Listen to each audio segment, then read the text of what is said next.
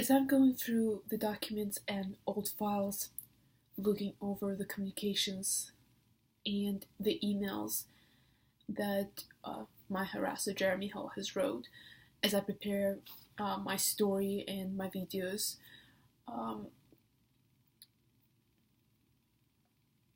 I'm thinking about just one thing, and it is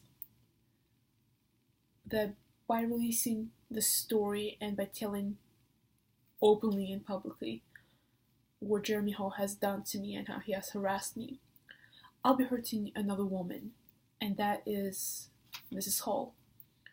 So I want to say it ahead of time, Mrs. Hall, I'm very sorry. Those are just the words that I can tell you. I cannot say anything more. I am gonna hurt you deeply when you hear about this story or when you hear my testimony and what I have to say. Your husband did. You might not believe me, you might blame me, and you might believe your husband, Jeremy Hall. Whatever path you choose to go, you're still gonna be hurt. And maybe he already told you some stories, made up some crazy stories about me. That is just fine. But still, I'm gonna hurt you. Because by telling this story, there is a trust that will be broken. My words are going to hurt you. And so, only thing I want to say is, I am sorry. The only thing I can say,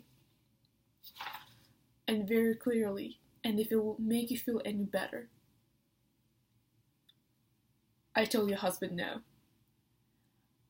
I made it clear to him that I will not and never be involved with a married man, especially who has children. I simply told your husband no when he would not leave me alone. For saying no, for refusing to submit to his sexual advances,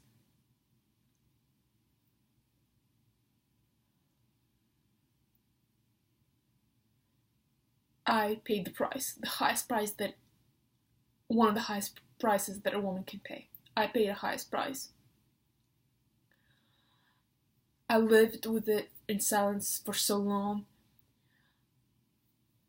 Day in and day out, I have moved forward with my life. But to this day, I remember his hand on my knee and him joking, "Do you think I am your sugar daddy?" Years passed and I still remember him stating how he's free that night or how busy you were with children and how you didn't have time for him. I still remember him saying how he was lonely, how he wanted to talk to me. And when it was his son's birthday and he's been hurrying up to see the family. As I research the story and topic and finding ways to present it, I simply want to say, I'm sorry, I have no other choice. And the thing is, I'm not the only woman he has harassed. But this is my story, and I will say my story as I hear it, as it happened. So the only thing I can tell you, Mrs. Hall, I'm sorry.